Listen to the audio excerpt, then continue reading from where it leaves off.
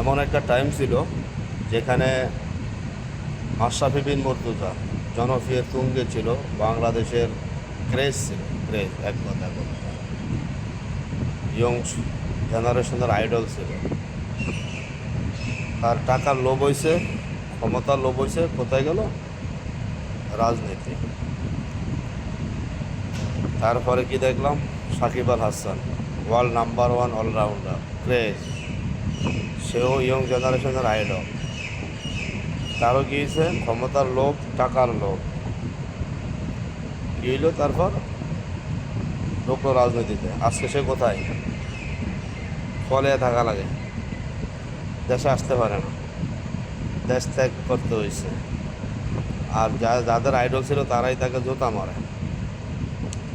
এখন মূল কথা হচ্ছে এখন যে তামিম ইকবাল, সেও ওই দুজনের মতো একজন, জনপ্রিয়তার আইডল, জনপ্রিয়তা তুঙ্গে, এখনও ইয়ং জেনারেশনের ক্রাশ। আজকে সে কী করতেছে? ক্ষমতার লোভ, টাকার লোভ, বিসিবি দখল করব, এইটা করব, সেইটা করব। ভাই, কয় বছর? আপনারা কি মনে করেন বিএনপি আওয়ামী লীগের মতো 17 বছর ক্ষমতা থাকতে পারবো?